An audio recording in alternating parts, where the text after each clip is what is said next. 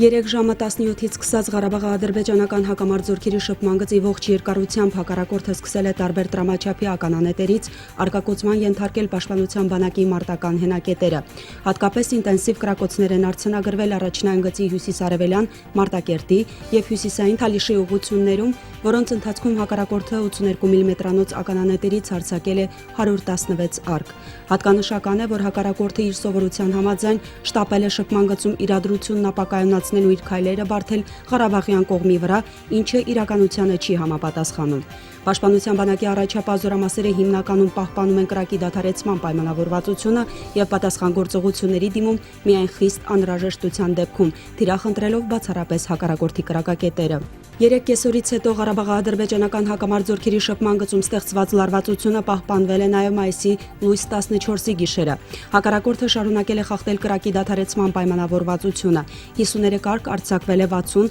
142 արկ 82 մմ-անոց ականանետերից, 30 արկ հան 17 ու 2 արկ RPG տիպի նռնականետերից, 30 կրակորդ Զու 23 2 տիպի զինեթային կայանքից։ Հակառակորդի կողմից կրակի դադարեցման պայմանավորվածության խախտման արդյունքում պաշտպանության բանակի հյուսիսային ուղղությամբ տեղակայված զորամասերից մեկի պահպանության տեղամասում հրազենային ծանր վիրավորում է ստացել զինծառայող 1995 թվականին ծնված Հովհաննես Էդուարդի Պողոսյանը։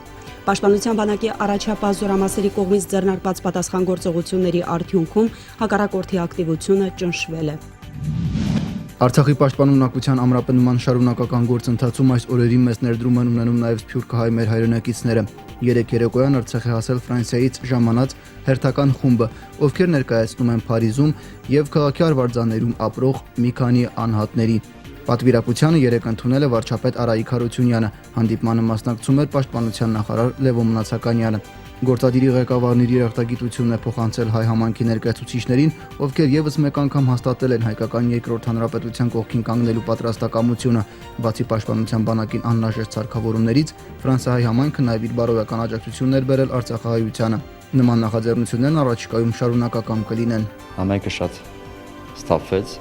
եւ որոշեցինք օգտակար լինել այն գործի համար, որը որ այսօր որոշ չափով բանակը մեր հայ զինվորները կարիք ունեն առաջի գոտում այն ինչ վերել ենք պիտանի է մեր բանակին, քանի որ զգացինք, որ դա պետք է, փորձեցինք հավաքել եւ մասնակցել այս օգնությանը։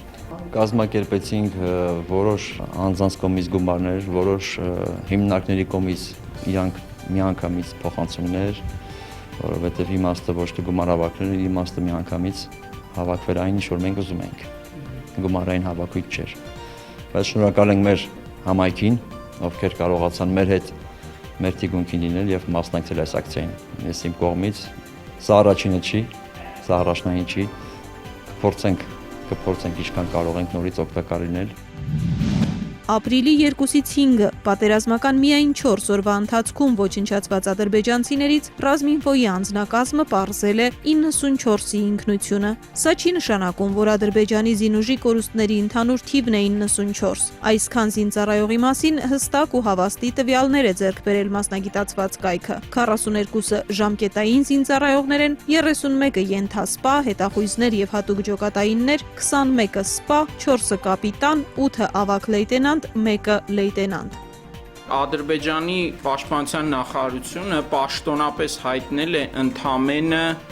31 կորստի մասին, ընդ որում անունները չեն էլ հայտնել։ Այն դեպքում, երբ հենց ադրբեջանական լրատվամիջոցները, այդ թվում պետականամետ, իշխանամետ լրատվամիջոցները,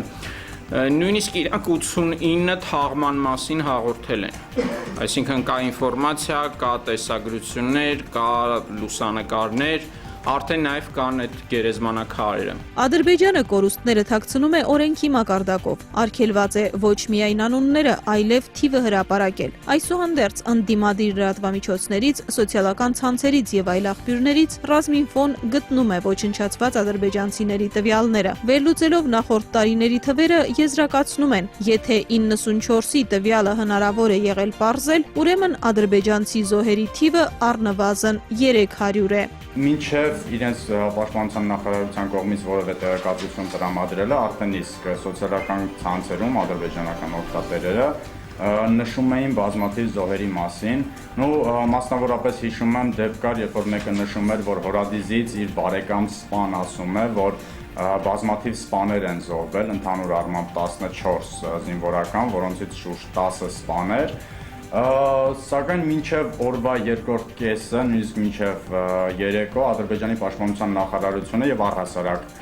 որովից է մի պետականամետ լրատվամիջոց կորուստի մասին չէր հայտնել։ Երեկոյան Ադրբեջանի պաշտպանության նախարարությունը զուտ հայտնեց, որ իրենք ունեցել են 12 կորուստ։ Ոչնչացվածների մեջ շատ են ադրբեջանցի հատուկ ջոկատայինները, արձանագրում են Ռազմինֆոյի մասնագետները։ Նրանց ընտանիքի անդամները, սակայն, շահագրգիռ չեն հրապարակելու տվյալները, քանի որ գումարային փոխհատուցում են ստանում։ Հետազոտության հեղինակները նաև նկատում են, որ վերջին տարիներին ադրբեջանցիները ցավակցելու փոխարեն շնորհավորում են ոչնչացվածի հարազատներին։ Ասում են՝ շնորհավորում եմ շեհիդությունը։ Այսուհանդերձ, պետական մակարդակով թաքցնում են զոհերի թիվը, քանի որ եթե ռազմական գործողություններին մասնակցելու անհրաժեշտություն առաջանա, անգամ այդ շնորհավորողներին չի ոգևորի մեծաթիվ կորուստների մասին հրապարակումները։